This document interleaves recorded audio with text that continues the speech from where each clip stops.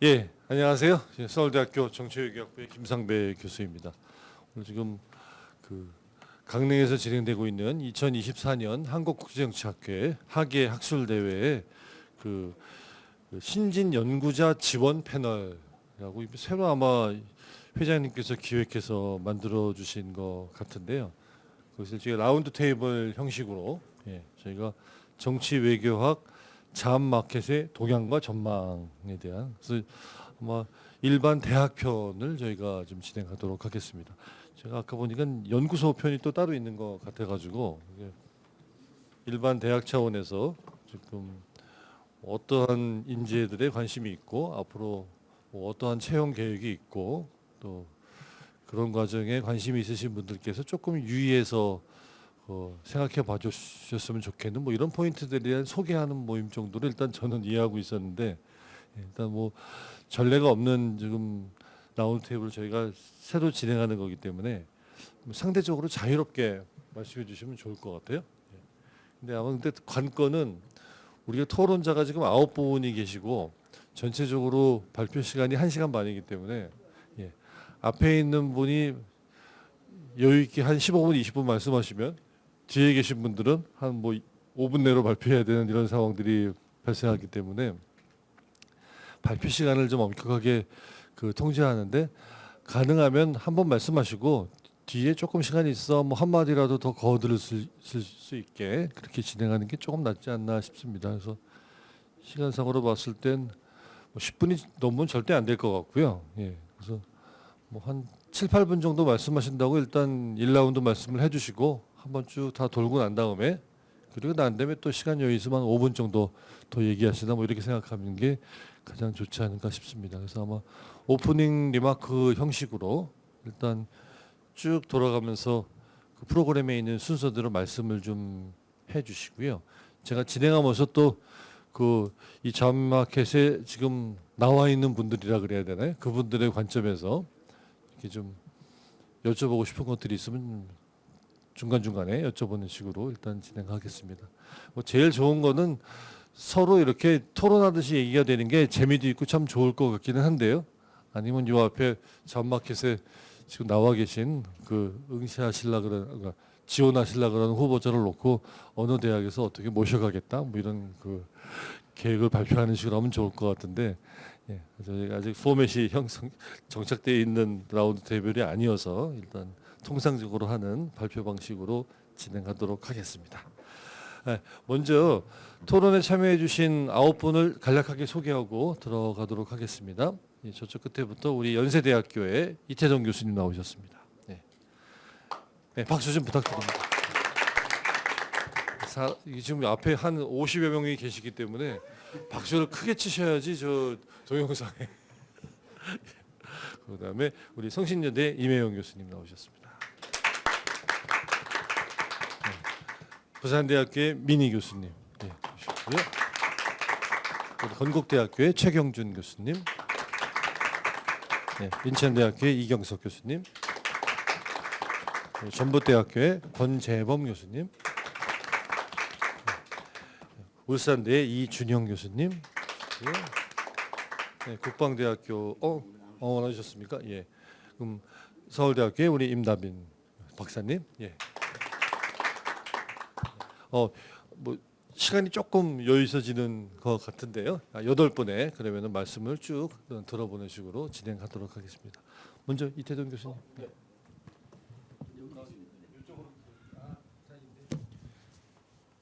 네, 안녕하세요. 방금 소개받은 연세대학교 정치외교과 이태동입니다.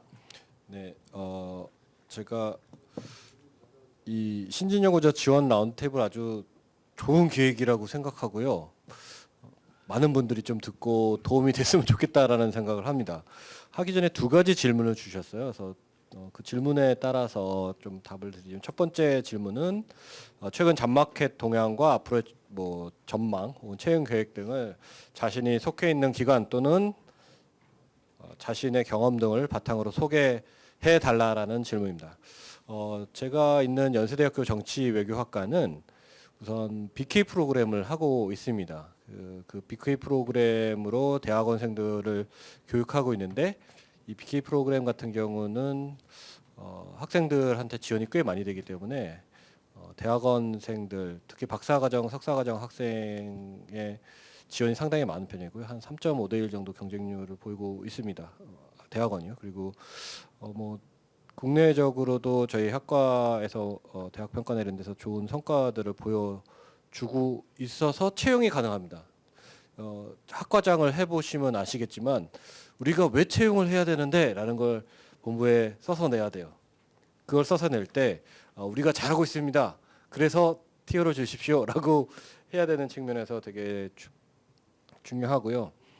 그리고 예전에는 뭐 이렇게 은퇴를 하시는 교수님들이 계시면 그 티오를 채우는 그런 룰들이 암묵적인 룰들이 있었는데 대학에서 공식적으로 그런 룰은 거의 없다라고 보시면 됩니다. 그렇지만 뭐 연구도 중요하고 연구 성과도 중요하지만 티칭에 대한 그런 수요가 어떻게 보면 티오에서 가장 중요한데 저희 같은 경우는 한 학부가 연 100명 정도 정원이 되고요.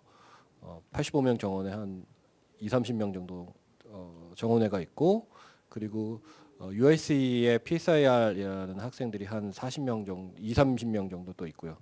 또 1년에 한 60명 정도의 석박사 학생들이 있기 때문에 거기에 플러스 외국인 학생들 그리고 복수 전공 이런 게 많을수록 우리의 티칭 수요가 많습니다라고 티오를 달라고 하기가 좋습니다. 그래서 그럼 교육 수요가 있다라는 측면에서 앞으로 계속 뽑고 저희 지금 패커티 규모는 한 20명 정도 되는데요. 올해만 해도 한 2명 정도 뽑을 계획에 있습니다. 뭐 공고는 나갔으니까 어떤 분야를 뽑는지는 보시면 될 것 같고요.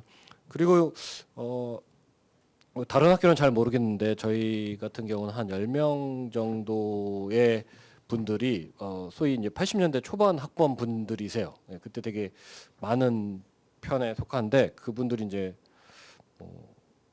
정년이 남으신 게 아주 많지는 않기 때문에 그걸 보면 한 3에서 한 8년 사이의 채용들이 그래도 좀 더 있지 않을까라는 생각을 합니다. 두 번째 질문은 뭐였냐면 채용 과정에서 어떤 분야, 어떤 자격을 가진 인재들을 뽑고 싶어 하는지 그리고 지원자가 자신을 보다 잘 어필할 수 있는 방법을 말씀해 주면 좋겠다라는 말씀을 하셨는데요. 우선 세 가지가 중요하다고 생각합니다. 하나는 학과의 교육 연구 수요가 있어야 돼요. 저는 이제 기후 변화, 뭐 환경 에너지 정치 이런 것들을 하는데요. 정말 운 좋게 뭐 저를 고려한 게 아니었는데 운 좋게 제가 홍콩에서 교수 생활을 할 때 저희 학과에서 티오가 났어요. 그래서 지원을 했고 이제 운이 좋게 이제 오게 됐는데 학과 수요가 되게 중요하고 그리고 두 번째는 수요가 있다고 해서 다 되는 건 아니죠. 연구 성과 뭐 그건 뭐 앞으로 계속 다 말씀을 하시겠습니다. 연구 성과고 세 번째는 저희가 한번 주로 이제 잡을 잡으면 좀 오래 있는 편인 것 같아요. 다른 직업보다. 그래서 그런 데서 일할 만한 인재라는 게 되게 중요한데 첫 번째 잠깐 간단하게 말씀드리면 되게 다양한 교육 연구 수요가 있는데 어떤 새로운 주제도 좋지만 학과의 교육 수요를 좀 잘 파악하는 게 중요한 것 같습니다. 그래서 이 학회 같은 데 와서 쭈삣쭈삣 있을 수도 있는데 특히 잡서처라면은 약간 용기를 가지고 어떤가 좀 물어보고 하는 게 되게 중요할 것 같습니다. 그래서 어떤 사람들이 많이 필요한가는 사실 외부 사람은 잘 모르거든요. 뭐 면밀히 다 분석할 수는 있겠지만 외부 사람은 잘 모르기 때문에 그걸 좀 이렇게 얘기를 하고 사실 또 사람을 뽑는 측에서 보면은 그런 어떤 사람들을 뽑을 거다라고 은근슬쩍 얘기도 하고 이미 공고가 난 걸 얘기도 하고 그렇습니다. 그런 측면에서 이제 그런 학과 수요를 잘 파악하는 게 중요하고요. 연구 성과도 되게 중요한 게 뭐 아시다시피 이제 계속해서 바가 높아지고 있어요. 저희 같은 경우는 재임용 기간 동안 소위 SSCI의 Q1, 그러니까 25% 상위 25% 이상을 세 편을 써야 되고 그 중에 한 편이 단독으로 써야 돼요. 그걸 못 쓰면 어떻게 되냐? 잘립니다. 네. 뭐 실제로 그런 일들이 있기 때문에 그거를 못할 것 같다 그런 트랙 레코드가 없다라고 하면 저희가 잘 뽑지를 않고 못합니다. 어차피 뽑아놔야 나중에 또 모두 얼굴 붉히는 일들이 있기 때문에 그래서 연구 성과의 트랙 레코드를 만드는 건 정말 중요하고요.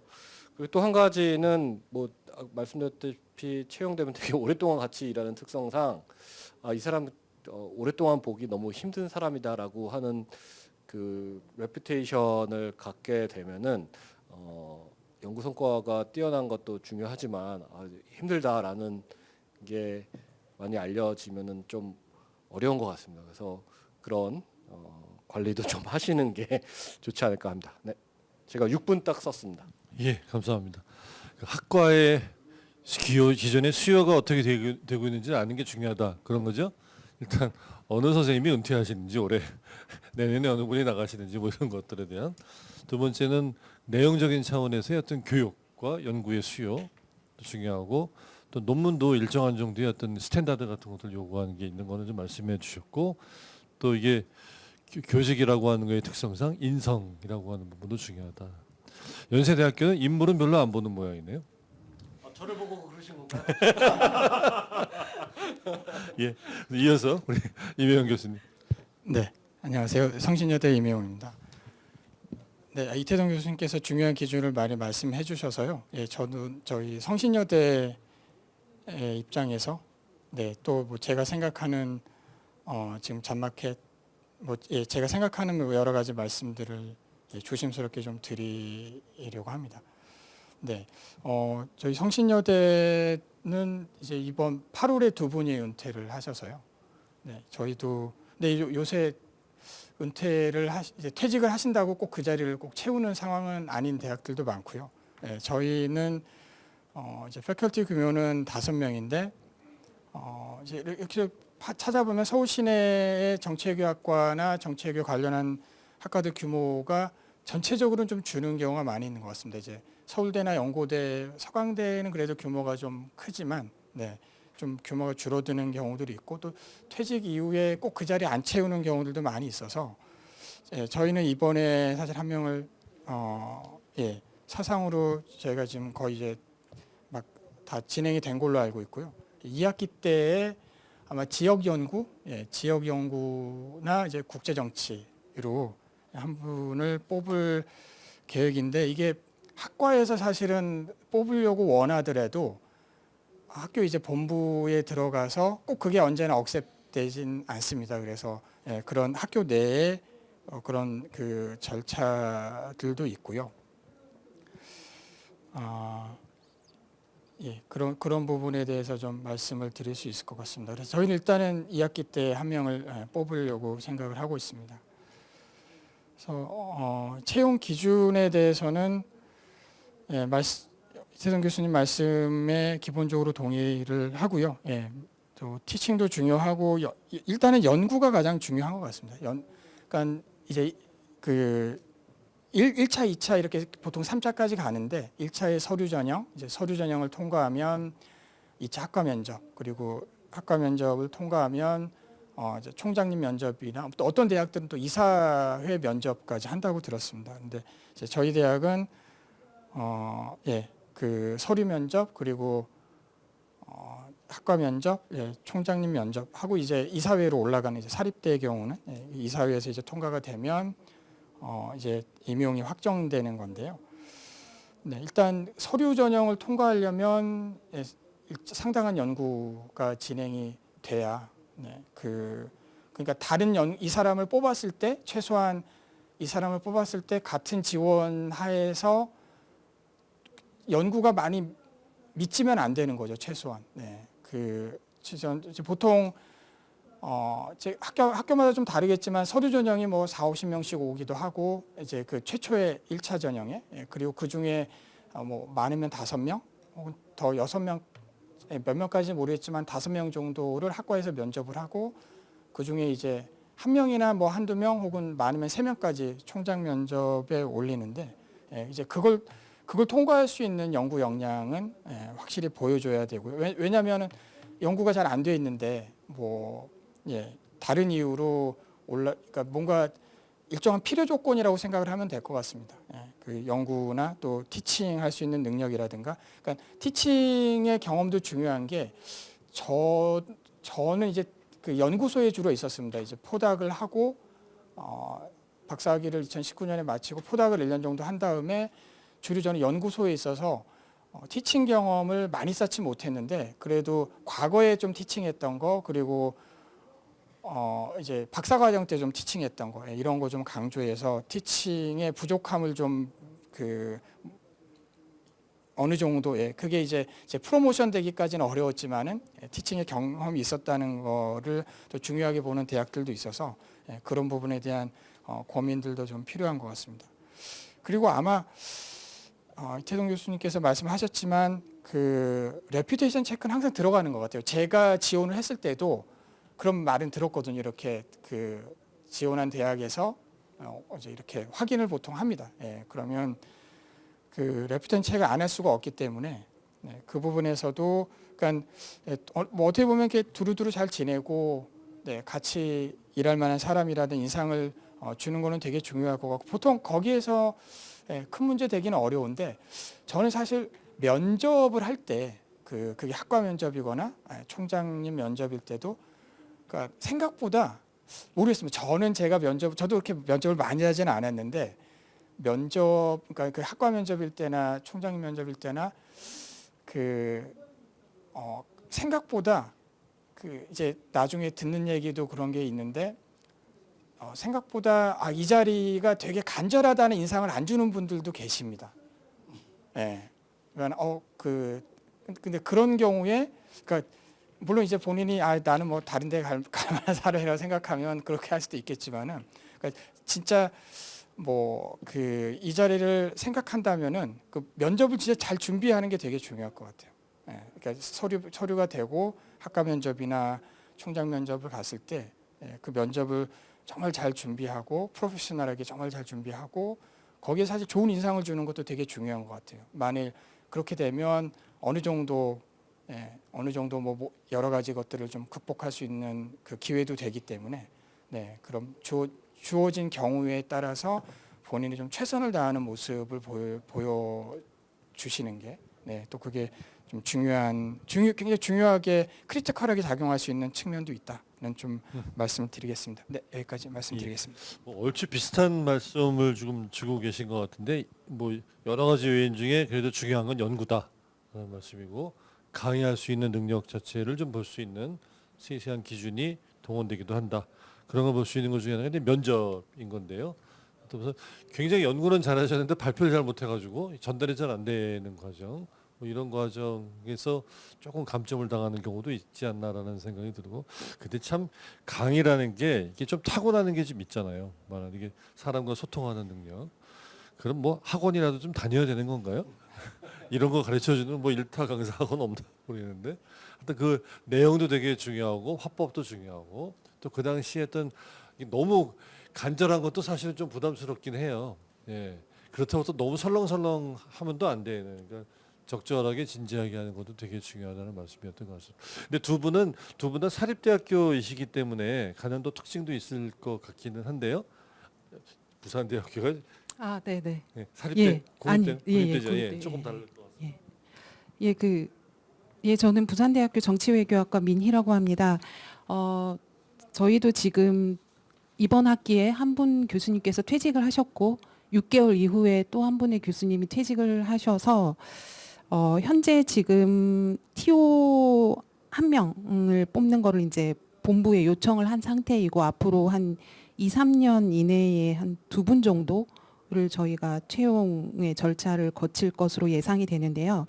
그 앞에 2분 교수님은 사실 수도권에 있는 지역에 수도권의 이제 사립대 기준으로 사실 저희가 이제 여러 잡마켓에 나갈 때 필요한 중요한 요건들을 말씀해 주셨다면 저는 조금 다른 관점에서 부산대가 이제 비수도권에 있으면서 지방 국립대이기 때문에 사실 그 비수도권 지역에 있는 그 국립대 같은 경우에는 지금의 어떤 사회 구조 변화라든지 이렇게 환경 변화에 굉장히 민감하게 반응을 해야 되고 정부 정책 변화에 있어서 이렇게 민감하게 대응을 해야 되는 그런 처지에 있기 때문에 우리가 이제 사실 굉장히 지금 중요한 시점에 있다라고 학과 교수님들끼리는 보고 있는 게 앞으로 이러한 변화에 얼마나 잘 대응을 하고 할 수 있는 그런 인재 그런 분들을 좀 뽑았으면 좋겠다라는 이제 그런 좀 분위기인 것 같아요. 그래서 먼저 좀 그렇게 말씀을 드리면은 일단은 앞으로는 좀 대학의 역할이나 교수의 역할이 빠르게 변화할 것 같다라는 생각이 들고 저 같은 경우에도 지금 3년이 지난 시점에서 여전히 티칭이나 연구에 있어서 여러 가지 고민을 하고 있거든요. 그래서 제가 여러분들께 여기 계시는 분들께 말씀드릴 수 있는 거는 연구와 교육에 있어서 유연한 인재를 요구하는 것 같다라는 생각이 들어요. 지금의 어떤 지방에 있는 국립대 입장에서 그러니까 어떻게 보면 굉장히 추상적일 수 있는데 유연하다는 거는 융통성이 있고 좀 적극적인 인재가 필요하다라는 건데 구체적으로 말씀드리면 연구 분야 같은 경우에서는 이제 자신의 연구 분야가 있잖아요. 전공 분야가 있는데 요거를 좀 다양한 영역에서 활용할 수 있는 능력들을 좀 요구하는 것 같다. 왜냐하면은 국립대 같은 경우에는 여러 가지 그 국립대로서의 어떤 변화 교육 체계를 지금 변화를 시도하는 걸 굉장히 많이 하고 있거든요. 특히 이제 글로컬 대학으로 선정되면서 전공 교육 체계를 완전히 바꾸려고 하는 노력들을 본부 차원에서 많이 하고 있어요. 그래서 실질적으로 지난 학기 동안 본부 차원에서 연구비를 주면서 너네 교육 과정 개발해봐라고 하는 것을 굉장히 많이 요구를 하고 있고 저희도 실제 새로운 교수법들을 전공 교육 체계들을 개발하는데 좀 시간을 교수들끼리 이렇게 의견을 논의하고 실제 연구도 하고 있는 상황인데 그런 상황에서 우리에게 필요한 거는 사실 정치학은 그동안 이론 중심의 학문이었기 때문에 이런 분야에서 민감하게 반응을 해오지 못한 측면이 있단 말이에요. 그런데 이제는 그러한 변화에 적극적으로 대응할 수밖에 없다라고 하는 그런 분위기로 나아가고 있고요. 그래서 예를 들면 특히 부산대 사회과학대 같은 경우에는 사회과학 내에서의 꽉끼리의 공동 작업들이 굉장히 많아요. 근데 이제 정외과 이외의 다른 학과들은 문정과라든지 뭐 심리학과라든지 뭐 이런 약간의 미디어 커뮤니케이션 학과들 같은 경우에는 실용을 접목한 그런 응용 학문들도 많아서 저희가 그 부분에서 같이 발맞추어 나가려면 그런 과들과 공동 협업을 할 수 있는 그러니까 본인의 전공 분야를 다양하게 좀 이렇게 접목해서 새로운 어떤 프로젝트라든지 이런 것들을 좀 할 수 있는 그렇게 참여할 수 있는 그런 인재를 요구하는 것 같고요.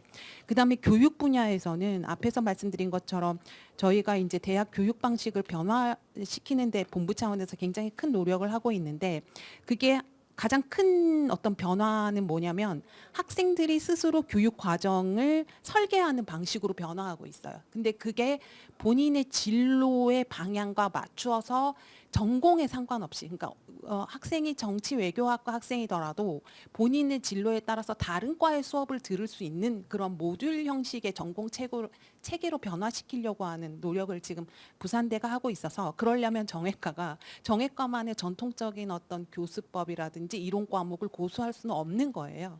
그렇기 때문에 이 교육에 있어서도 타 학과와 연계가 가능한 그리고 지방에 있는 다른 어떤 산업체와도 같이 협업할 수 있는 그러한 프로그램 개발이 가능한 그러한 인재를 오히려 좀 더 요구하고 있지 않나라는 생각이 들어요. 그래서 실질적으로 저희가 우리 과에서 지금 하고 있는 거는 뭐 소프트웨어를 접목해서 사실 정치학과에서 프로그램 그 전공 과목을 이미 실시를 하고 있고요.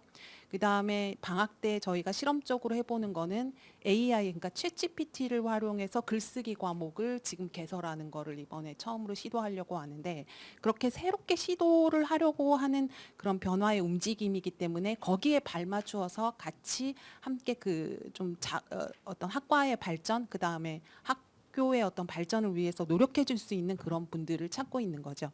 여기까지 말씀드리고 추후에 질문이 나오면 더 말씀드리겠습니다. 예, 조금 다른 톤의 말씀을 좀 주시는데 그 어떤 면에서는 개인의 연구도 중요하지만 개인의 어떤 전공 분야나 이런 걸 넘어서서 뭐 학과 내지는 뭐 대학 전체 커뮤니티 차원에서 필요한 어떤 수요 이런 게 부응할 수 있는 어떤 유연성 같은 것들이 좀 중요시해야 될 수도 있다라는 거고 교회에 대한 연구나 뭐 좀 펀딩이나 뭐 이런 거 관련된 것일 수도 있지만 최근에 교육 수요 자체도 학과 차원을 가로지르거나 또는 그걸 더 넘어선 어떤 그 아우르는 이런 과목에 대한 수요 같은 것들이 좀 등장하고 있기 때문에 그런 부분도 좀 그 잘 가르칠 수 있는 부분. 그러니까 어느 전공 분야의 스페셜리스트인 동시에 대학에서 요구하는 제너럴리스트가 되는 그런 복합적인 능력이 좀 필요하다는 얘기인 것 같은데 참 어려워지는 것 같은데요. 건국대학교는 좀 쉬운 거 아니에요? 앞에서 말씀해주신 부분과 상당 부분 일치하고 겹치는 부분 제가 동의하는 부분이 상당히 있는 것 같고요. 건국대학교는 수도권에 있는 사립대입니다. 근데 지원 이번 채용 계획 부분에 있어서는 앞에서 말씀하신 분들은 각 대학 학과에서 조만간 그리고 단기간 내에 구체적인 채용 계획이 어느 정도 있으신 상황인데 저희 건국대학교 정치외교학과는 당장 뭐 1년 사이에 한 학기 2학기 1년 사이에 아직은 채용 계획에 저희는 잡혀 있지는 않고요. 그 부분에 있어서는 사실 그런 채용과 계획과 관련된 부분을 여러분들께 좀 기쁜 말씀을 좀 드려야 될 텐데 저희는 지금 정치외교학과에 저를 포함해서 6분의 교수님들이 재직하고 계시고요.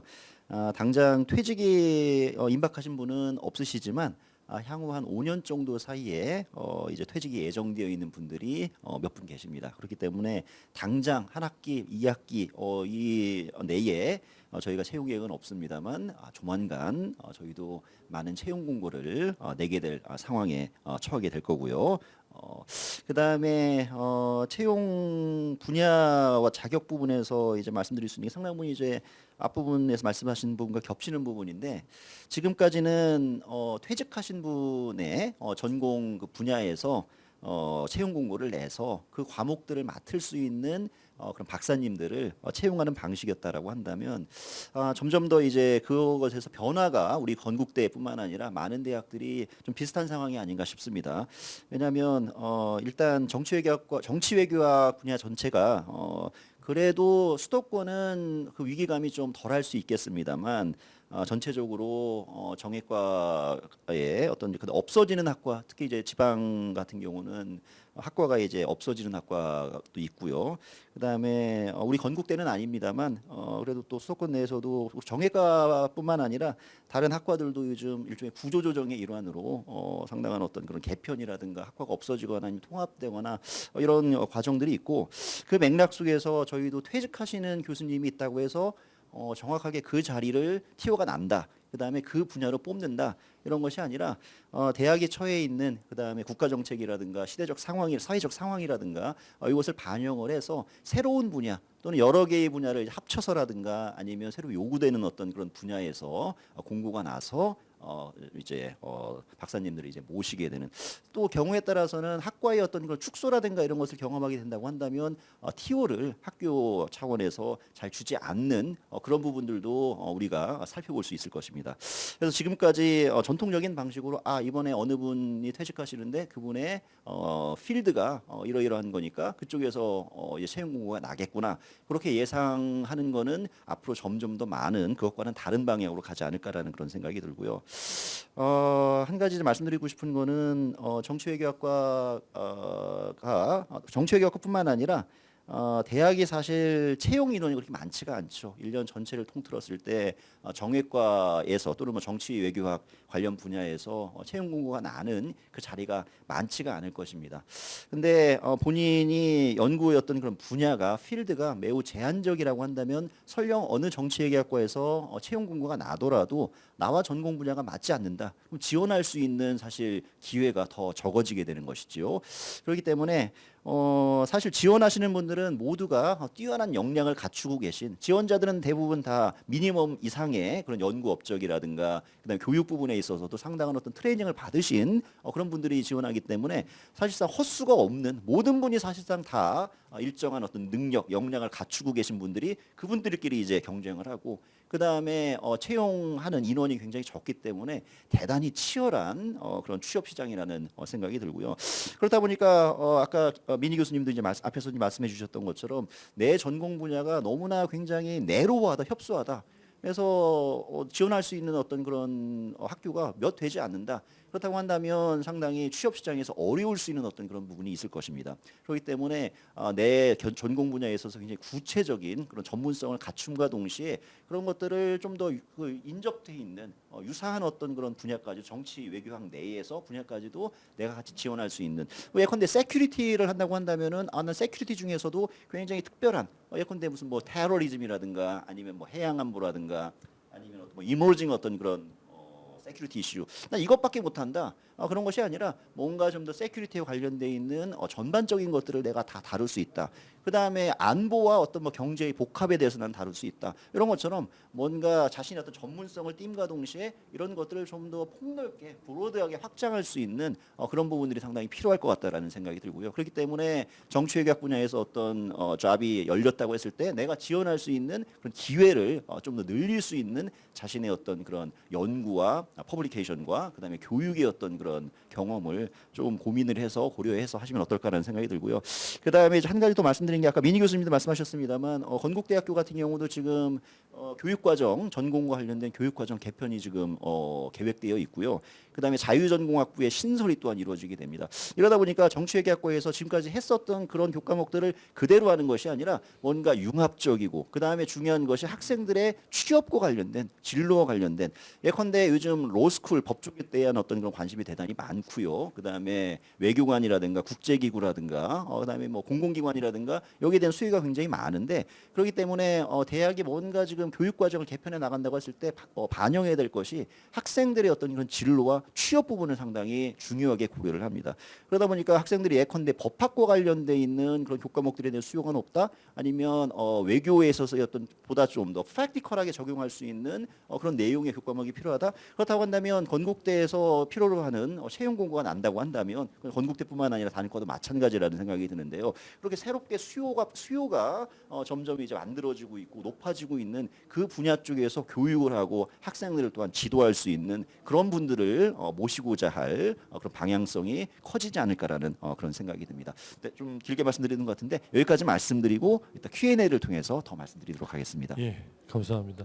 이 건국대학교는 조금 희망적이지 않을까 싶었는데 쉽지 않은 지금 상황인 것 같은데 전반적으로 보면 이게 잡마켓의 예측 가능성이라 그럴까요? 어느 분이 은퇴하시면 그분 전공으로 이렇게 뽑아서 내가 그 전공에 맞으면 들어가서 그 과목을 가르치면 된다 이런 식의 그 패러다임이 변하고 있다라는 좀 말씀들을 해주시는 것 같아요. 그러다 보니까 본인의 전문성과 학과에서 요구하는 어떤 일반성 사이에 어떤 타협이 필요한 건데 이 자칫 학자로서 자기 연구에 대한 소신을 버리고 전체적으로 변하고 있는 트렌드에 의기투합해라 뭐 이런 얘기로 들릴 수도 있을 것 같아서 조금 조심스럽다는 생각도 좀 들어서 저희는 신진 연구자들을 위한 이제 라운드 테이블이기는 한데 이런 부분에 대해서는 저희 학계 전체가 조금 더 고민해봐야 되는 부분이긴 했습니다.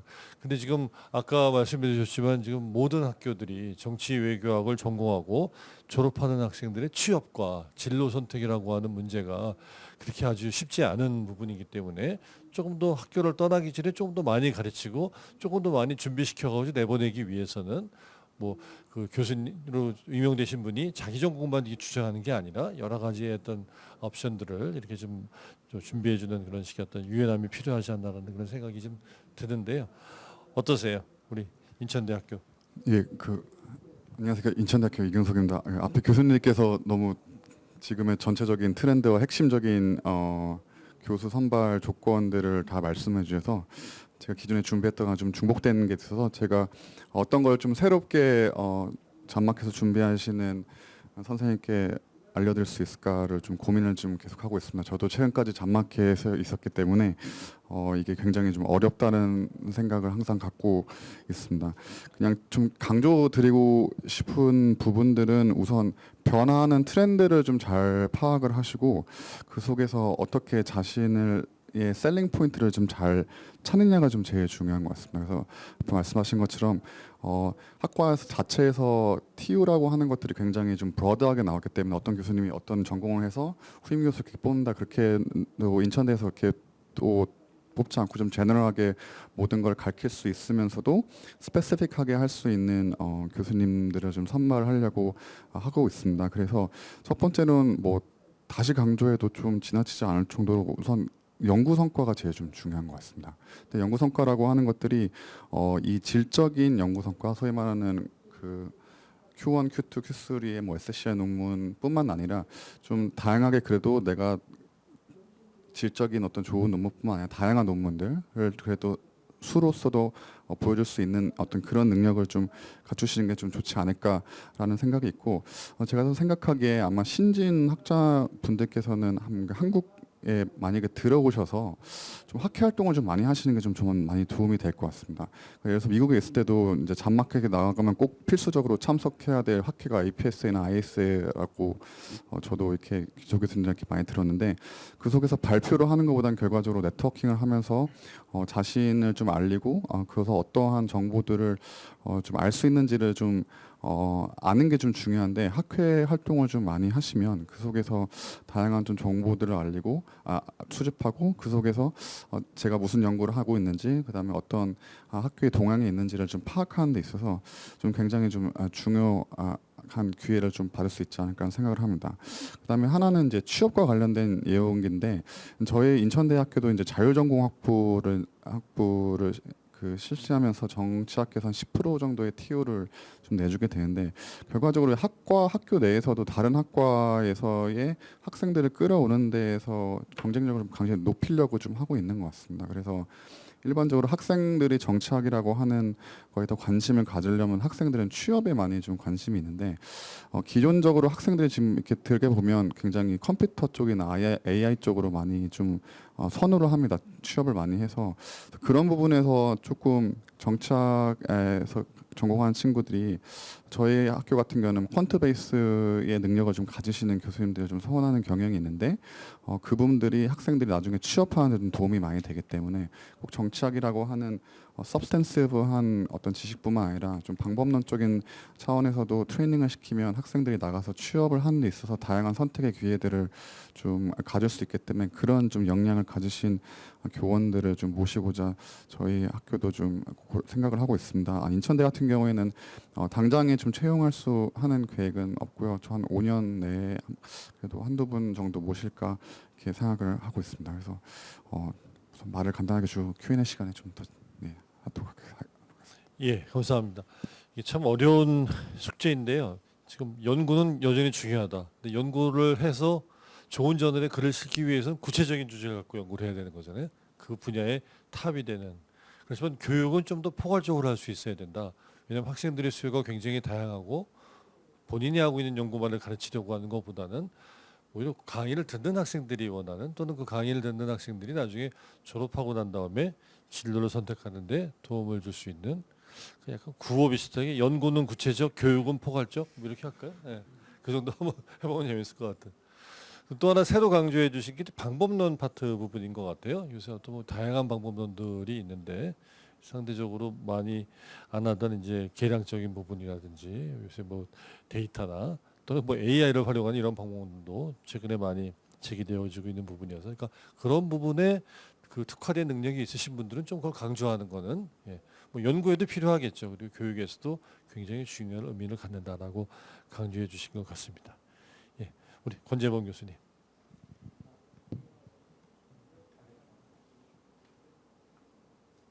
네, 안녕하십니까. 저는 전북대학교 정치외교학과의 권재범이라고 합니다.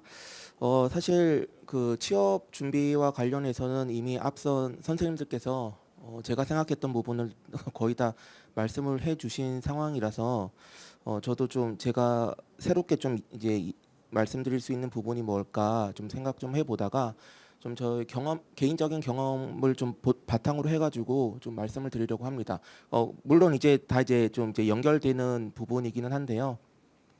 첫 번째로 이제 많은 선생님들께서 이미 말씀을 해주셨지만 자신의 연구의 확장성을 확실히 좀 보여주시는 게 굉장히 좀 중요하지 않을까 싶습니다. 이게 연구 측면에서뿐만이 아니라 티칭 측면에서도 그렇게 자신이 이제 여러 가지를 좀 이제 할 수 있다라는 부분을 좀 어필하는 부분이 좀 중요할 것 같거든요. 사실 저희 학교도 이제 물론 이제 한국 대학교에서 뭐 연구 중심 대학이니 교육 중심 대학이니 이런 걸 나누는 게 어떠한 의미가 있을지는 모르겠으나 저희 학교 같은 경우는 확실히 좀 이제 교육 쪽에 좀 이제 중점을 두고 좀 선생님들을 이제 모시는 그런 이제 좀 경향을 가지고 있습니다. 그러다 보니까 이미 지금 그 9분의 교수님들이 계신데, 저 포함해서 9분의 교수님들이 계신데, IR 같은 경우를 뽑는다고 하면은 기존에 계시는 IR 전공 교수님들이 강의하시는 교과목 이외에도 또 어떤 것들을 할 수 있는지를 저희들이 조금 보는 편입니다. 그러다 보니까 IR 전공자 중에서 물론 뭐 CP라든지 뭐 AP라든지 그쪽으로 뭐 강의를 해라는 건 아니지만, 그래서 좀 더 이제 여러 가지 분야 겹치지 않게 그 IR 내에서도 좀 여러 가지 분야를 강의를 할 수 있을지, 이런 부분들이 조금 좀 중요하게 저희들이 좀 보고 있는 부분이라고 할 수가 있습니다. 두 번째로 저희 학교 같은 경우도 사실 그 계속 이제 글로컬에도 이제 저기 선정이 되고 하면서 학과 구조 조정이라든지 그런 걸 지금 진행을 하고 있는데요. 저희 같은 경우는 이제 단과대 차원에서 이제 학생들을 모집을 하고 2학년 때부터 학생들이 이제 본인의 그 전공을 이제 선택을 하게 하는 그런 이제 구조로 지금 변화를 해 나갈 계획을 가지고 있습니다. 그러다 보니까 저랑 이제 저희 학과 교수님들이 항상 하시는 말씀이, 어떻게든 우리 학생들을 정외과로 이제 끌어모아야 된다라는, 그게 이제 무엇보다도 중요하다라고 이제 항상 이야기를 하고 있는데, 그러다 보니까 그 티칭 차원에서 학생들로 하여금 이 정치외교학이라는 과목에 대해서 좀 이제 흥미를 이제 이끌어낼 수 있을 만한 그런 이제 좀 능력을 갖추는 게 좀 필요할 것 같습니다. 그래서 이제 기존의 뭐 교과목이라든지 그런 부분을 물론 이제 잘 가르치시겠지만, 그것 이외에도 학생들에게 정치외교학이라는 과목이 정말로 재미있구나라는 부분을 좀 이제 느낄 수 있도록 그렇게 좀 여러 가지 그 티칭 경험을 좀 쌓아주시면 좋을 것 같고요. 그다음에 이제 강의를 이제 디자인하는 부분에 있어서도 학생들을 조금이라도 더 좀 드릴 수 있는 방향으로 그런 좀 아이디어를 좀 생각을 해 주시면은 좋을 것 같습니다. 실제로 저희들도 이제 그 인터뷰를 할 때 지원자분들께 이제 그런 부분을 이제 직접 여쭤보기도 하고 하면서 좀 이제 그렇게 저희들이 이제 그분들에 대해서 이제 평가를 하는 부분에 있어서 좀 이제 영향을 받기 때문에 그런 부분에 대해서도 항상 좀 생각을 해주시면 좋을 것 같고요. 두 번째로 뭐 다른 선생님들께서도 많이 말씀을 하셨지만, 결국은 이제 본인의 레퓨테이션이 굉장히 좀 중요한 것 같아요. 아무리 그 연구 실적이 뛰어나고 또 뭐 여러 가지 이제 경력이 뛰어나고 하더라도 결국 그 사람을 모시는 저희들의 입장에서는 이분과 계속 이제 앞으로 오랫동안 지내야 될 텐데 잘 지낼 수 있을까? 같이 이제 좀 이제 화학적인 결합을 하면서 즐겁게 이제 지낼 수 있을까라는 부분을 사실 좀 많이 보고 있습니다. 그러다 보니까 레퓨테이션도 좀 이제 중요한데요. 학회 활동이라든지 그런 것도 열심히 하시면서 좀 적극적으로 좀 노력을 많이 해주시면 좋을 것 같습니다. 사실 이제 저 같은 경우는 그러지를 못했어요.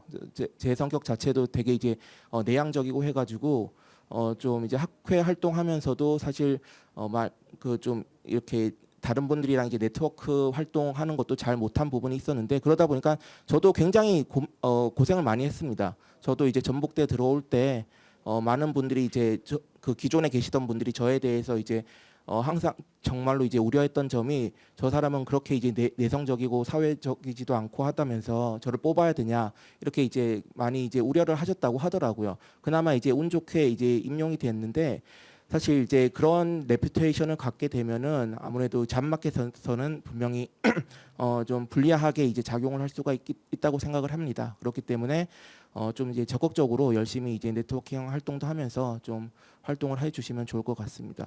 전북대 같은 경우는 사실 지금 말씀드렸듯이 그 9분이 계시고요, 저 포함해서 사실 이제 2021년부터 올해까지 매년 한 분씩을 이제 모셨어요. 2021년에 이제 CP 하시는 분 오셨고, 2022년에 제가 임용됐고, 2023년에 국제정치 경제 하시는 분이 들어오셨고, 2024년 올해에 이제 정치 사상 하시는 분이 들어오셔가지고 한동안은 아마 좀 그 그 임용 계획은 없는데요. 4, 5년 후에 좀 이제 나가실 분들이 몇 분 계시기 때문에 아마 그때 이후로 좀 이제 훌륭한 분들을 이제 모실 수 있을 거라고 생각을 합니다. 이상입니다. 예, 감사합니다. 조금 새로운 키워드들을 좀 제시해 주신 것 중에 하나가, 구체적인 연구를 하는데 그 연구가 좀 확장성이 있는 연구를 한다는 그것으로 보이게 하는 게 되게 중요하다라는 말씀을 좀 해주신 것 같고, 강의를 이렇게 재미있는 강의, 인생 강의 뭐 그런 거 하나씩 다 있을 것 같아요. 대학 다닐 때 저도 두세 개 정도 강의는 이건 내 인생의 강의였다라고 하는 강의가 있거든요. 뭐 어떤 강의냐면 학점 잘 받은 강의입니다. 학점을 잘 받았다는 건 모르면 그럼 열심히 했다는 거고 재미있었다 뭐 이런 부분이어서 그러니까 그런 것들을 좀 염두에 두는 강의 계획 같은 것들이 좀 필요하다라는 말씀으로 해석해 볼 수 있을 것 같고 제일 마지막 말씀하신 게 좀 어려운데 평판, 레퓨테이션인데 굉장히 중요한 것 같아요. 우리가 살아가면서 있는 중요한 포인트인데 그런데 도대체 그러면 평판은 어떻게 좋게 만드는 거예요? 평판 좋게 만드는 3단계 뭐 이런 거 있나요? 예?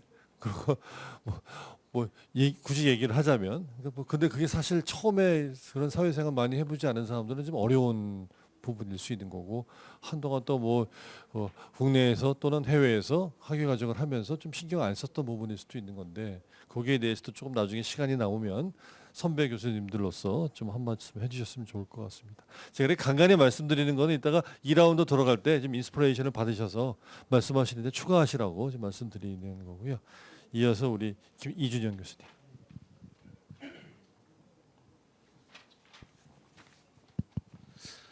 네, 반갑습니다. 울산대학교의 연구교수로 있는 이준형이라고 합니다. 반갑습니다. 저는 아마 여기서 있는 선생님들 앞에서 질문을 하는 역할로서 이제 여기에 자리를 오게 된 것 같습니다. 그래서 제가 받은 질문은 채용 시장에 대해서 갖고 있는 다양한 질문들, 정말 일반적인 질문이네요. 그리고 이제 두 번째 질문이 자신의 연구 업적 경력을 채용 시장에서 잘 어필할 수 있는 방법들, 뭐 이렇게 질문을 주셨는데 간단하게 저희 이야기와 또 저희 약간 연구의 흐름들을 소개를 하고 또 질문을 할 수 있는 또 교수님들께서 답을 주실 수 있는 그런 시간이 되었으면 좋겠습니다. 먼저 첫 번째로 채용 시장에 대해서 갖고 있는 다양한 질문들에서 앞서 교수님께서 말씀해 주셨는데 최근 대학의 역할에 대해서 다양한 논의와 다양한 형식의 채용 구조가 보이고 있는 것을 확인할 수 있습니다. 그래서 말씀 주신 대로 어떤 TO가 어떤 교수님이 퇴직하시고 나서 그 TO 그대로 가는 부분들이 이제는 패러다임이 변하고 있다 말씀해 주셨는데 그래도 최근에 최근 채용 과정에서 어떤 경험하시면서 또 가장 또 두드러지는 또는 그런 섹터 또는 이런 서브 카테고리가 있는지에 대해서 한번 말씀해 주시면 아마 여기에 직장을 구하고 있는 많은 분들이 좀 도움을 받으리라 생각이 듭니다. 두 번째 질문은 조금 민감한 질문일 수도 있지만 이제 한국국제정치학회 또는 일반적으로 학계에서 신진 연구자 또 CR로 불리우는 사람들의 연도가 어느 정도로 좀 구분되는지에 대해서도 사실 궁금합니다. 그래서 전통적인 채용 트랙 가운데서 박사학위 이후에 평균적으로 뭐 임용 과정이 어느 정도 되는지에 대해서도 사실 궁금하고요. 세 번째는 해외에서 파이널 인터뷰까지를 해보면 느끼는 것이 정말 요청 서류들이 많다는 것을 알게 되는데 그 가운데서도 업적뿐만 아니라 이제 강의 계획서 또는 교재 제작 활동 또는 비교과 활동에 대해서 얼마나 또 참여를 했는지 이런 부분에 대해서도 이제 질적인 평가가 이루어진다고 생각이 되는데 이런 부분들은 이제 국내 채용 시장에서 어떻게 반영되는지 면접 부분에서도 중요하게 체크가 된다고 이야기를 하셨는데 이 부분에 대한 중요성이 변화되고 있는지 그런 부분이 좀 궁금합니다.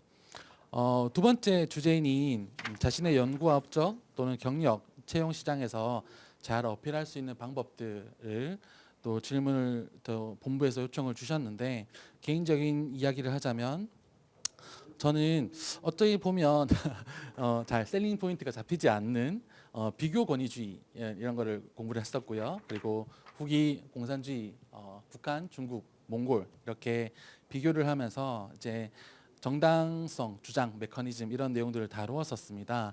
하지만 이제 박사학위 이후에 확장성에 대해서 고민을 하면서 저는 지금 울산대학교에서 또 후스 환경 컨소시엄 활동으로 이제 다양한 교과 목 개발과 비교과 활동들을 개발하고 있는 연구 교수 역할을 하고 있는데요. 이런 역할들이 사실 채용 시장에서 어떻게 좀 중요하게 또 셀링 포인트가 될 수 있을지 좀 고민이 되고 또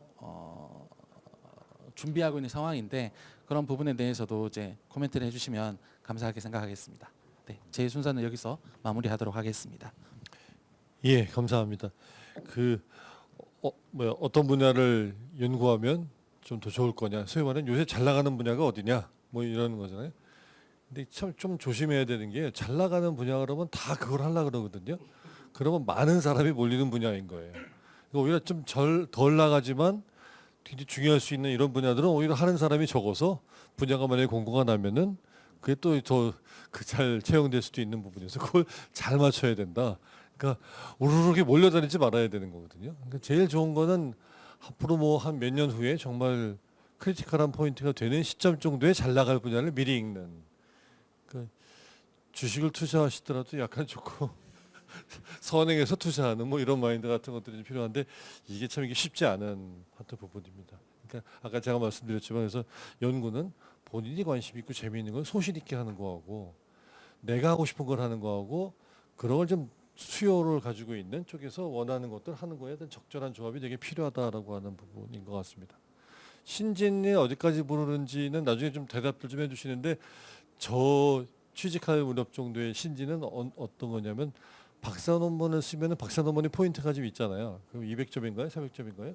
근데 그게 한 2년인가 3년 지나면 그거가 점수를 쓸 수 없게 되는 시점이 오거든요. 그러면 새로 써야 되는 거거든요. 그러면 몇 년 이내에 저작 뭐 이렇게 할 건데 그래서 저는 이해하기는 박사 논문의 그 포인트가 소멸되는 시점 정도는 확실한 신인. 그 중에 논문을 쓰지 않으면 그러면 이게 잔먹해 나가서 이렇게 경쟁력 후보가 될 수 없다라는 거고 약간 쓰지 못했다라는 거는 또 그게 그 후보자의 역량과도 관련된 평가하고도 연결되는 부분이어서 아마 그 정도 시점인 것 같은데 요새 또 어떠신지 좀 더 추가 말씀 좀 해주시면 좋을 것 같습니다. 예, 그다음에 우리 임담빈 박사.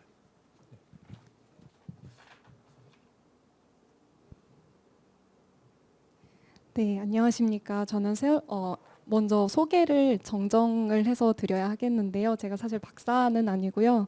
서울대학교에서 지금 박사 3년을 막 마친 박사과정생 임다빈이라고 합니다. 저도 이 채용 잡마켓에 대해서 신진 연구자로서 앞으로 이제 잡마켓에 나갈 학생으로서 어떤 채용 시장이나 채용 과정에 대해서 어떤 질문을 가지고 있고 고민거리를 가지고 있는지를 논의하기 위해서 이 자리에 왔습니다. 귀한 자리 마련해 주셔서 정말 감사드립니다. 먼저 저는 질문과 제가 가지고 있는 고민되는 그런 고민되는 지점들을 같이 얘기를 드리고 싶습니다.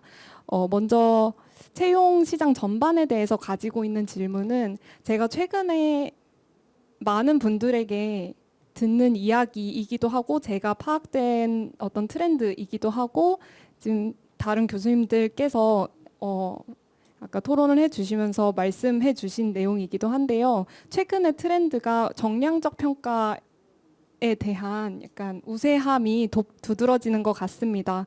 특히 제가 최근 작년 하반기부터 2024년 상반기까지 공고가 난 여러 학교들 초빙 공고를 조금 살펴보았는데요. 특히 공립대의 경우에는 정량적 평가에 대한 기준과 규정이 보다 세분화되고 있다는 인상을 받았습니다.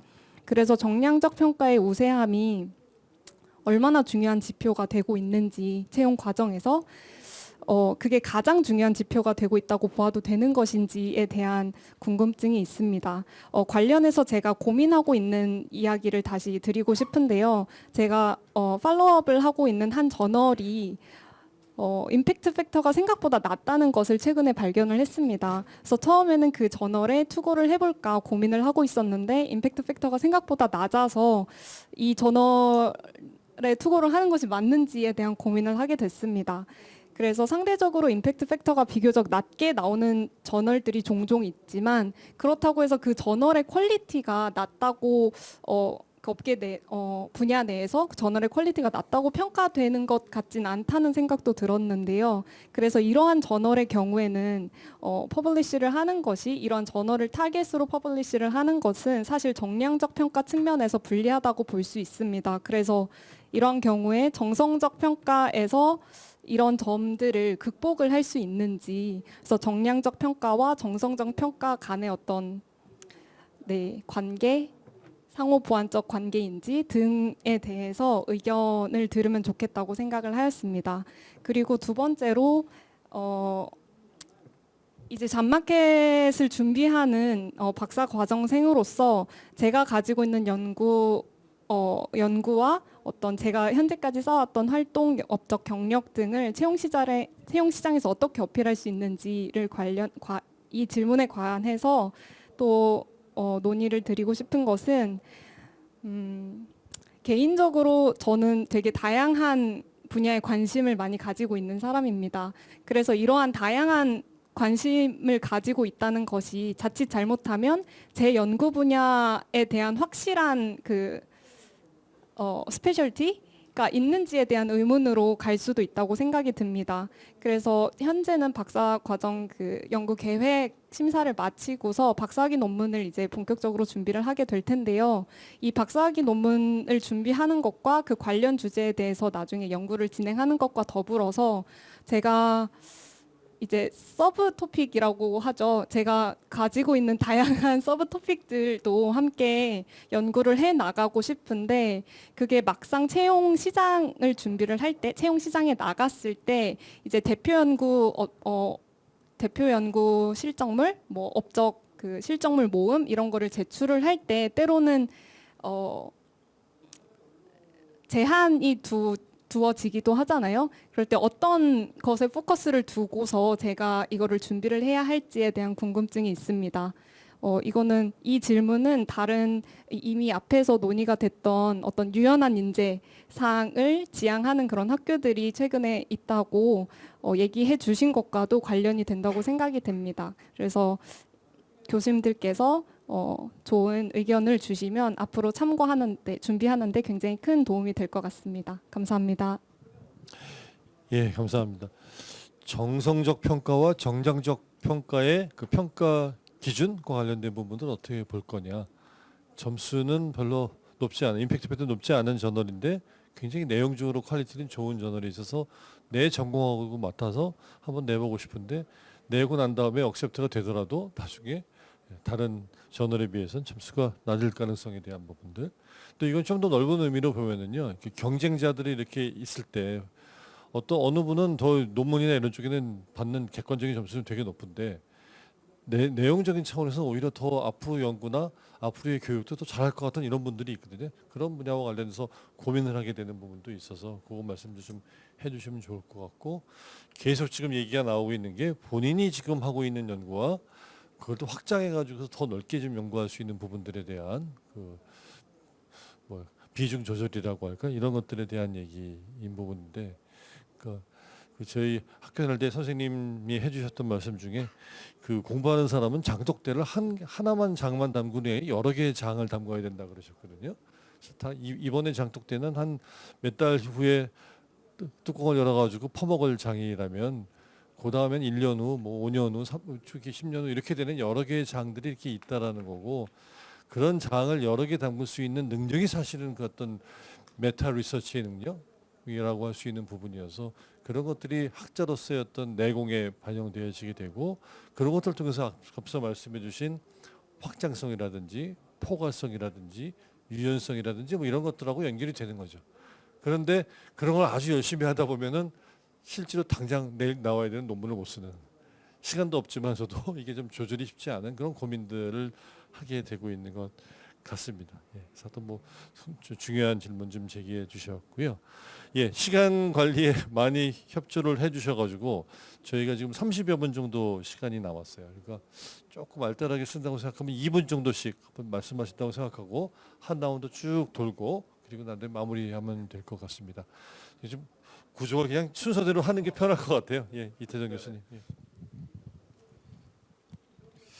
네, 한 가지 좀 강조하고 싶은 게 잡마켓에서 지도 교수 혹은 선배 혹은 자기의 리서치 커뮤니티가 있다면 거기서 활동이 되게 중요하고 그것이 결국 레퓨테이션하고 아주 밀접하게 관련이 됩니다. 그래서 물론 뭐 외국에서 박사를 받을 수도 있고 그렇지만 뭐 석사를 한국에서 했다거나 아니면 한국에서 박사를 받았다거나 그러면 저희 같은 경우는 뭐 그러니까 지도 교수가 열심히 자기 지도 학생을 팔러 다니는 분이 있고 안 그런 분도 있거든요. 근데 가능하면 이제 그 지도 교수와 혹은 뭐 선배 혹은 또 각각의 연구 분야들이 있기 때문에 그 분야에서 레퓨테이션 좋게 하는 거는 뭐 맨날 웃고 다닌다고 레퓨테이션이 좋아지는 건 아니잖아요. 그죠?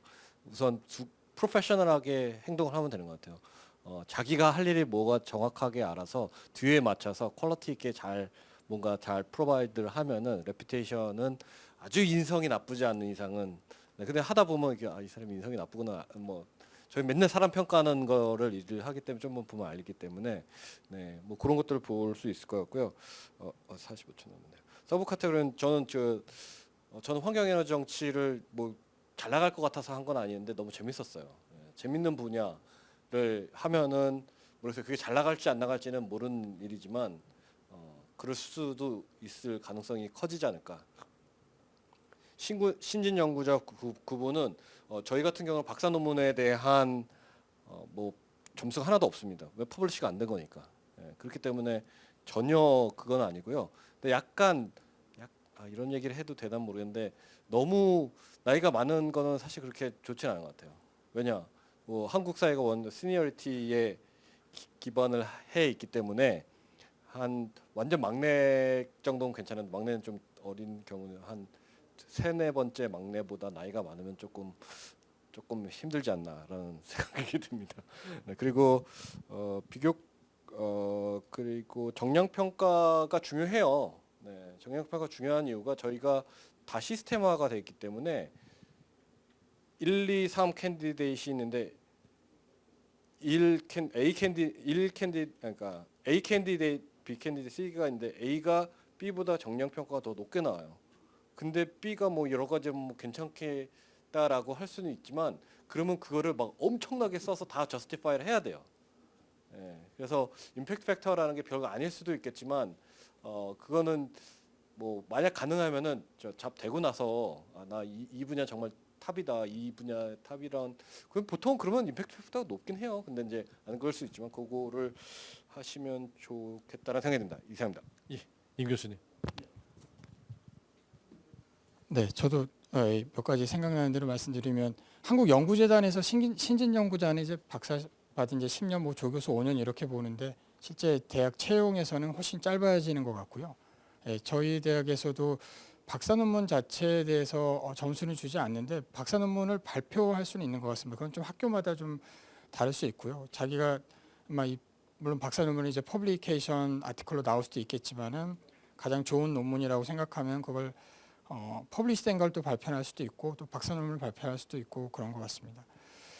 또 정량적 평가와 서브토픽 관련해서 좀 말씀을 드리면 이제 임팩트 팩터 얘기도 또 하셨고, 그러니까 이 부분은 되게 고민되는 부분일 수밖에 없는 것 같습니다. 일단 정량적 평가는 무시할 수 없는 부분이에요. 특히 제가 알기로 국립대는 정량적 평가가 굉장히 공개적이고 투명하기 때문에 이게 사립대에서도 기본적으로 마찬가지인데 국립대의 경우는 훨씬 더 투명하고 명확해서 이 정량 자체에서 안 되면은 그 다음 단계로 진행을 할 수 없는 걸로 알고 있습니다. 그리고 임팩트 팩터와 그 저널의 퀄리티 관련해서는 일단은 저는 모르겠습니다. 저는 가장 중요한 거는 일단 논문을 많이 쓰는 게 제일 중요한 것 같고요.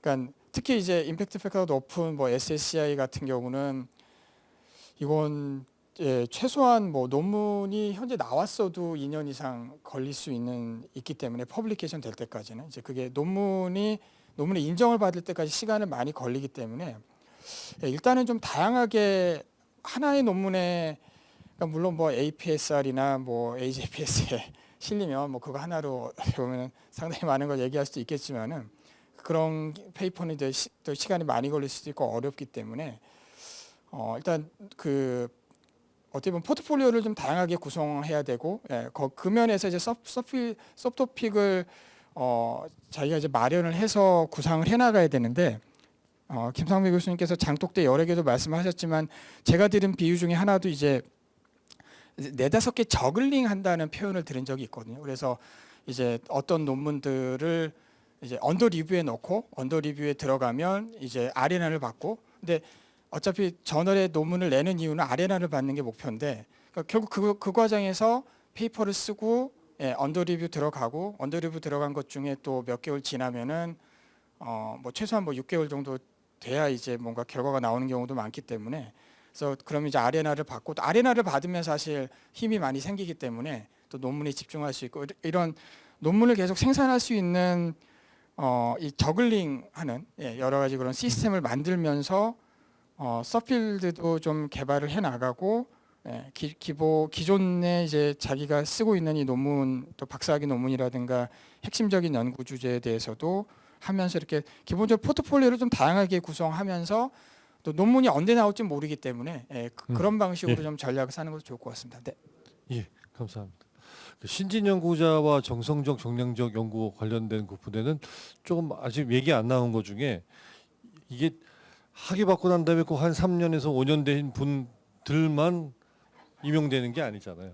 어떤 분들은 한 10년 동안 교수하시고 난 다음에 지원하시는 분들도 있고, 금방 학위 받고 지원하시는 분들도 있고, 그러기 때문에 그게 사실 신진의 기준과 정성적 정량의 기준이 이게 좀 애매할 수 있는 부분인데, 뭐 저희 같은 경우에는 예를 들어 5년 되고 난 다음에 논문 이만큼 쓰신 분하고 10년 되고 난 다음에 논문 이만큼 쓰신 분은 비교가 되잖아요. 그럴 경우엔 이분이 앞으로 5년 더 연구를 한다면 어떤 모습이 될 거냐, 뭐 이런 식의 정성적 기준 같은 것들은 그 적용해가지고 교수를 뽑았던 게 있는 것 같아요. 근데 이제 그런 것들이 아까 이태동 교수님이 말씀하셨지만, 이게 쉽게 그냥 설명이 되는 케이스일 때는 이게 말이 되지만, 굉장히 힘들게 얘기해야 되는 케이스가 될 경우엔 좀 어려움이 있다. 그러니까 안전하기 위해서 논문을 많이 써놓고 있는 게 좋다라는 식의 그거 아닌가 싶습니다. 예, 민희 교수님. 예, 그 앞에 교수님들께서 대답을 안 해주시는 부분을 좀 중심으로 몇 개 말씀드리면요. 그 채용 과정에서 가장 두드러지는 섹터 질문하셨잖아요. 그러니까 어쨌든 우리가 대학에서 다 각기 다른 대학이고 각 학과마다 그 추구하는 인재상이 다를 수는 있지만 일반적으로 채용 과정이 표준화되어 있다라고 볼 수 있는데, 서류 전형이 있고 면접이 있는 거잖아요. 그런데 사실 서류 전형에서는 저희가 정량 평가, 그러니까 논문 실적을 가지고 평가를 하는데, 그것만으로는 저희가 그분이 어떤 분인지는 알 수는 없단 말이에요. 근데 이제 서류 전형을 봤을 때는 이분이 좀 더 이게 뭐 한 여러 분이 계셔서 이분이 좀 더 괜찮을 것 같다라고 좀 이렇게 점 찍어 놓고 면접 때 보면 또 다른 생각을 갖게 되는 경우가 있어요. 그래서 면접 때 그 최선을 다하는 것이 굉장히 중요할 것 같다. 그러니까 일단 3배수나 5배수 안에 들게 되면 면접이라고 하는 시간도 굉장히, 저희는 한 20분 정도 시간을 드리는데, 그 짧은 시간에 심사위원들의 마음을 사로잡아야 되는 부분이 있는데, 그렇기 때문에 그 면접에서 본인 대표 논문에 대한 어떤 그런 전문성을 어필하는 것도 있지만, 그 Q&A나 발표할 때 그 어떤 태도라는 부분을 또 나름 보는 것 같아요. 그래서 그런 부분들이 중요할 것 같고요.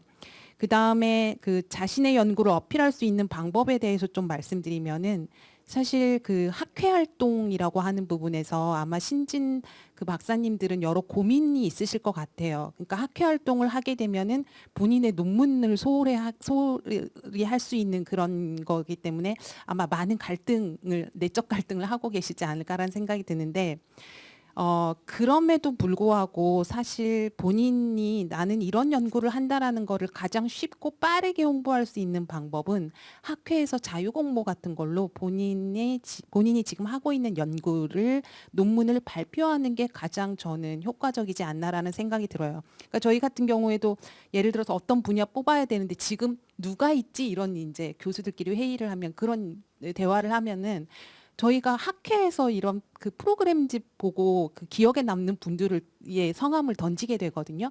그렇기 때문에 가장 쉽게 어필할 수 있는 부분은 학회에서 본인의 논문을 현재 하고 있는 논문을 발표하는 것이 중요할 것 같고요.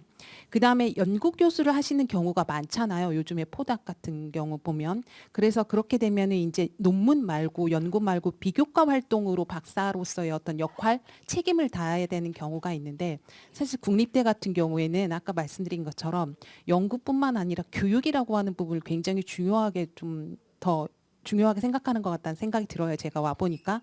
그러면 그러한 비교과 활동의 경력이 있으면 저희는 좀 더 눈여겨서 볼 것 같습니다.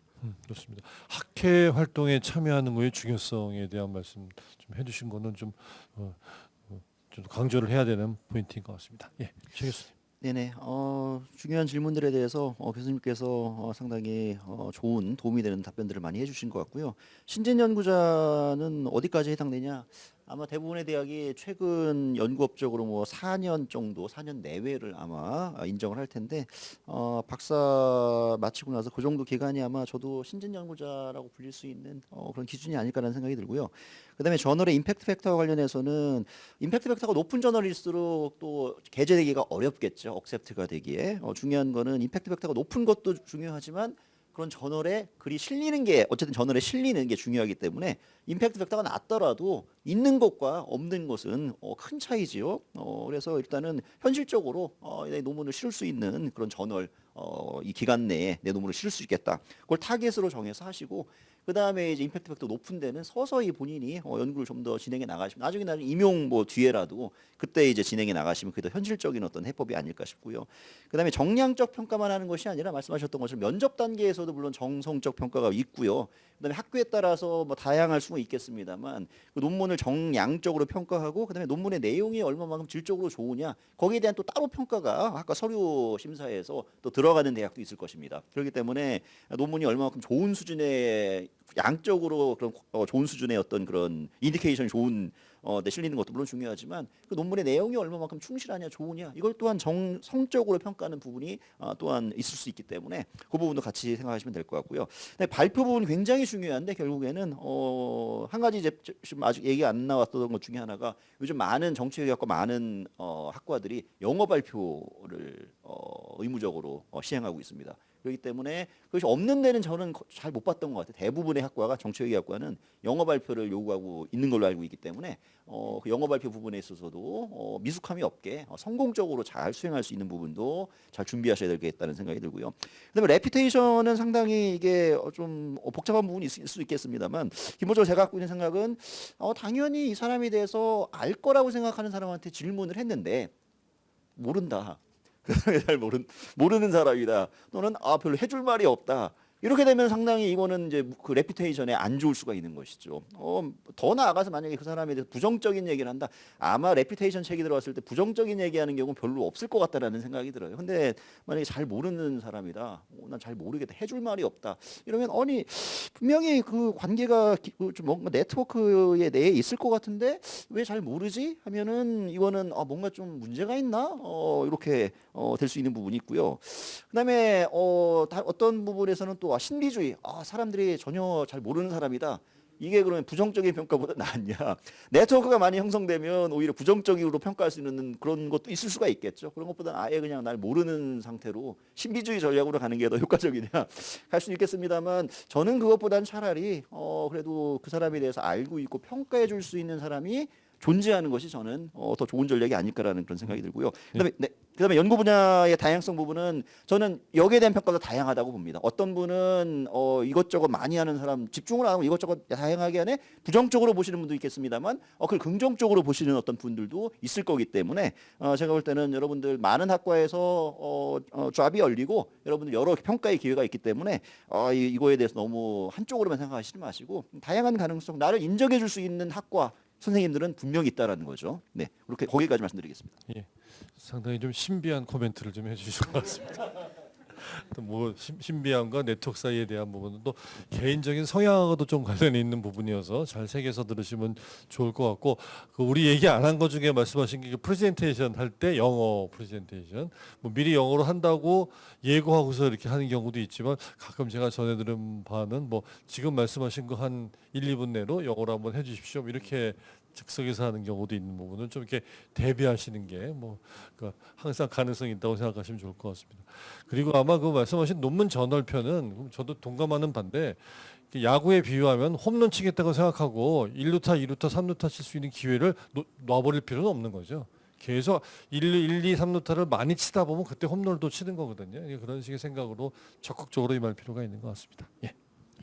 근데 가장 좀 중요한 그 질문이 아마 정량 vs 정성에 대한 이 밸런스를 어떻게 유지하시냐가 좀 제일 궁금할 것 같은데, 인천대 같은 경우에는 1차 서류 평가는 무조건 정량입니다. 이거는 너무나 명확하게 규정상으로 나와 있기 때문에 그거를 충족하지 못하면 아예 그 후보자로도 올라가지 못하고 그러면 아예 면접 기회를 얻을 수 없기 때문에 학교별로 뭐 국립대 같은 저희 학교 같은 경우에는 너무 명확하게 나왔기 때문에 그거에 대한 점수와 수와 퀄리티와 이런 것들을 다 고려를 하시는 게 좀 좋을 것 같습니다. 그래서 1단계, 2단계라면 저는 1단계는 정량이 무조건 중요하다. 2단계로 넘어가기 위해서는. 그러기 위해서는 다양한 장독대를 다양하게 담는 것처럼 다양한 스트래티지를 동시에 준비하는 게 제일 중요하다. 그래서 메인 프로젝트라고 하는 게 나의 정말 스페시픽한 필드를 나타낼 수 있는 퍼블리케이션이 있고 그 외에 또 제너럴하게 사이드 프로젝트를 그래서 같이 돌리는 게 좀 중요하지 않을까. 자기의 메인 프로젝트와 그다음에 사이드 프로젝트를 계속 같이 논문을 투고하면서 연구를 하시면서 정량적인 평가를 같이 능력을 보여줄 수 있으면 좀 좋을 것 같다는 생각도 있고, 그다음에 여기서 그러면 숫자냐 질적이냐라고 했을 때 여기 제가 굳이 한 줄 따진다면 저는 질을 좀 말씀드리고 싶습니다.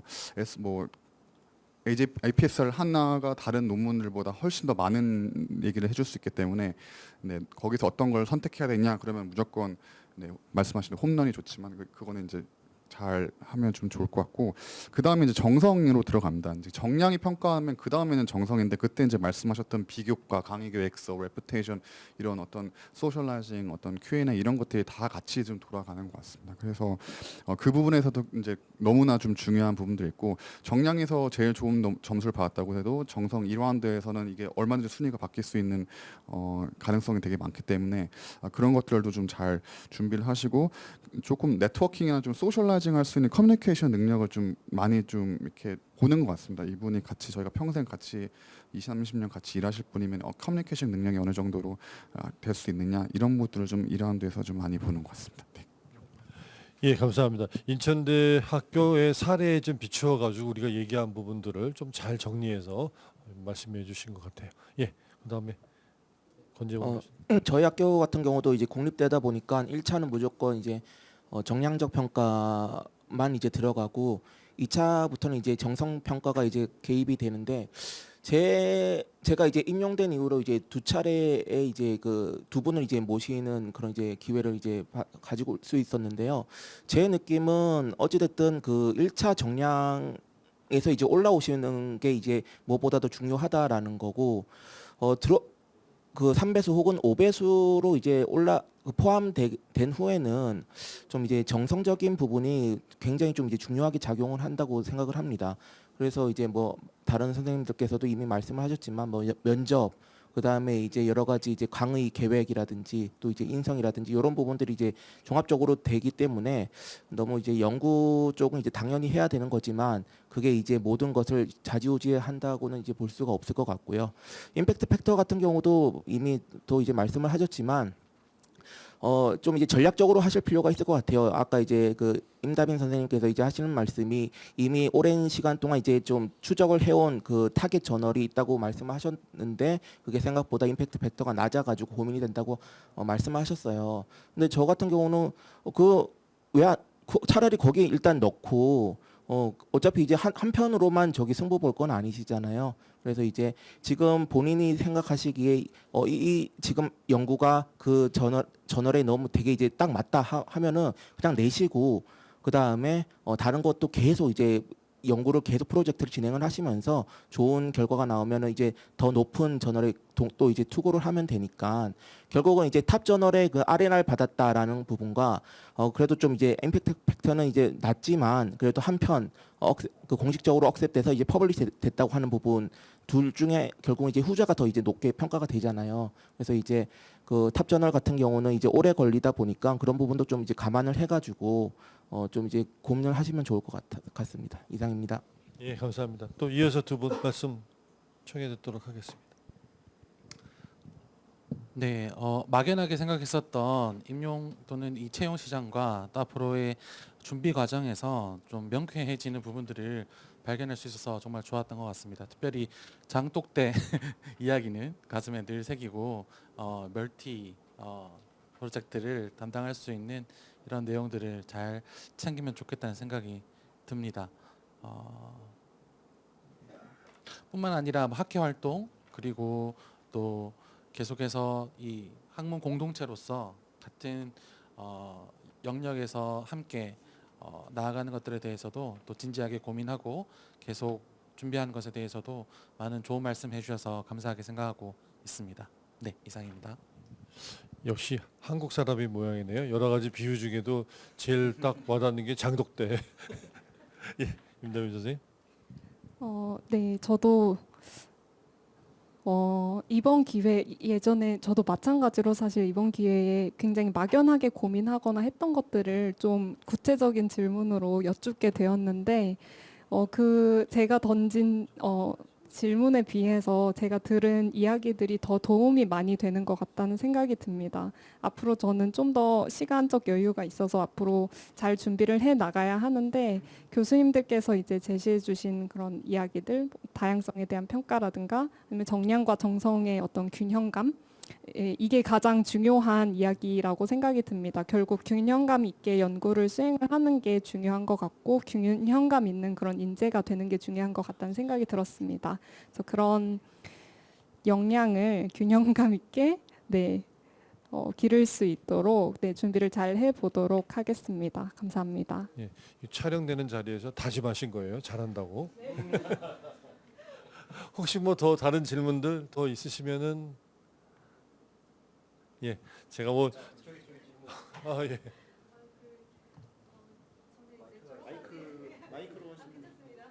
아니 마이크가 없으면 저게 안 되기 때문에 예, 감사합니다. 예, 저는 졸업한 지 5년 된 이제 신진을 넘어서는 단계에 있는 성신여대 이가연이라고 하는데요. 일단 도움이 되는 말씀 너무 잘 들었고요. 감사드립니다. 근데 이제 잡마켓에 이제 취직을 준비하는 입장에서는 이제 취직의 단계도 중요하지만 들어간 다음의 인생에 대해서도 생각할 수밖에 없거든요.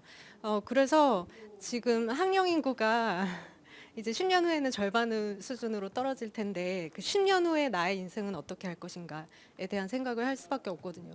그래서 10년 후에 나의 인생을 생각해 보면 너무 불안정하기 때문에 나는 여기서 다른 길로 가야 하나? 이런 고민을 진지하게 할 수밖에 없습니다. 그래서 여기에 대해서 좀 조언을 해주실 게 있는지 좀 궁금합니다.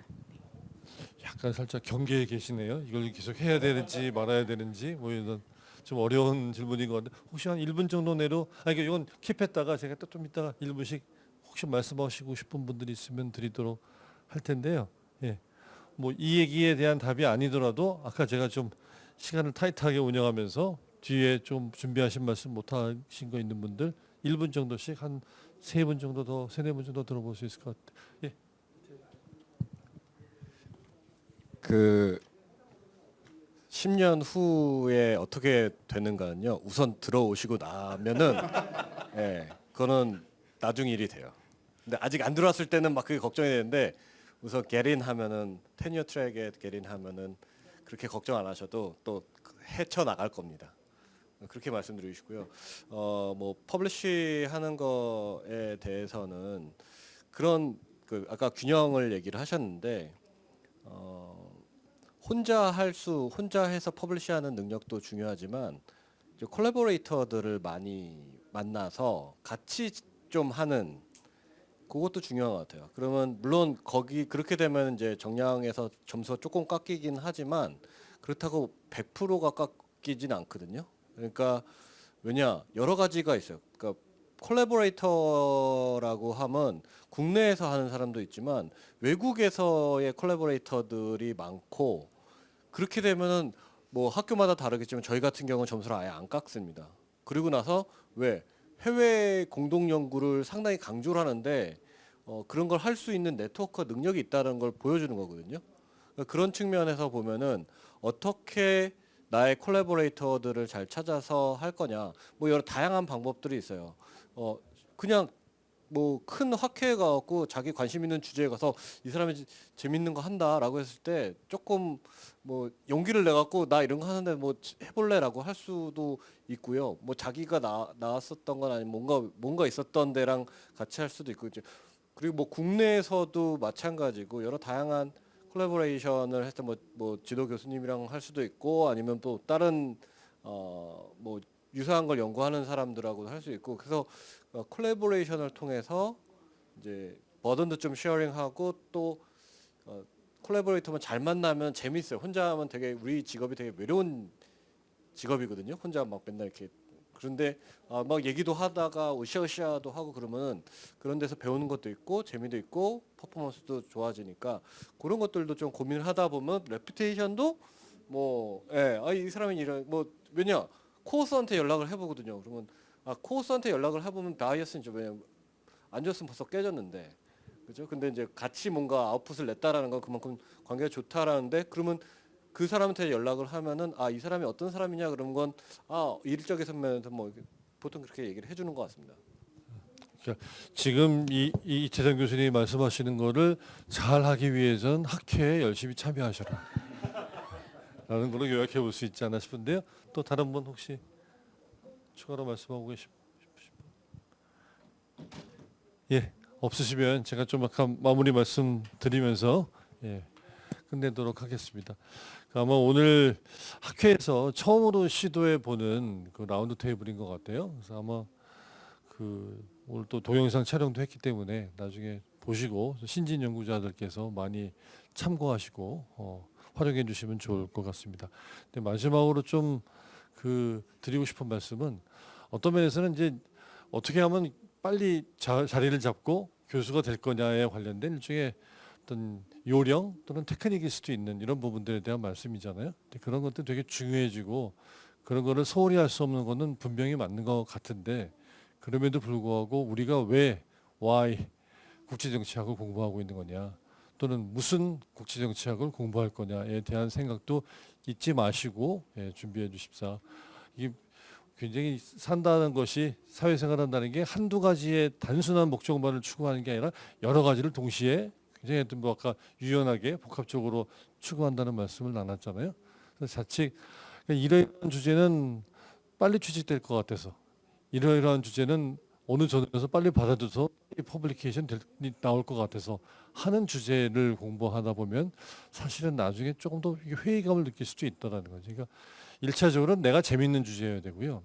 국제정치학도 사회과학이기 때문에 우리 사회에서 요구하는 주제, 우리 사회가 필요한 주제, 또 더 나아가서는 사회과학은 분석만 하는 게 아니라 더 나아가서 어떤 실천적인 처방까지도 염두에 두는 부분이잖아요. 그러니까 과학도 중요한데 사회라고 하는 파트 부분도 되게 중요한 부분이어서 그런 것도 염두에 두면서 우리가 살고 있는 시간과 공간 속에서 뭐 그걸 더 좁게 볼 필요는 없는 것 같아요. 뭐 한반도만 보자는 얘기가 아니라 동북아시아일 수도 있고 또 나가서는 글로벌한 차원에서도 렐리번스가 있는 그런 사건들이 있잖아요. 그런 사건 속에 중증적으로 또 우리에게 의미를 주게 되는 그런 실천적 함의가 있는 주제들, 그런 주제 중에 자기가 재미있는 주제라는 것이 있을 수 있지 않나 싶습니다. 그래서 그런 주제를 연구하는 게 사실은 연구자로서의 첫 번째 시작이다. 그래서 그렇게 해서 그렇게 재미있는 주제, 의미 있는 주제 아주 열심히 공부해서 나중에 좀 취직이 잘 안 돼도 그래도 억울하진 않거든요. 근데 요거는 요새 뜨는 주제고 요거는 저들에 실릴 것 같은 주제였는데 나중에 결과가 안 나오면 그건 좀 억울할 것 같아요. 그죠? 뭔가 하나 좀 남는 게 있어야 되잖아요. 그죠? 그런 어떤 사회과학도로서 우리에게 필요한 어떤 학문적인 연구를 한다는 그런, 이걸 초심이라고 해야 될지 모르겠는데 그런 거를 돌아가서 하시는 것들이 이제 신진 연구자들께서 좀 잊지 말았으면 좋겠다라는 그런 부분이어서 마지막에 덧붙여 봤습니다. 오늘 신진 연구자 패널 우리 정치 외교학 잡마켓 동향과 전망 일반 대학편 여기서 마치도록 하겠습니다. 감사합니다.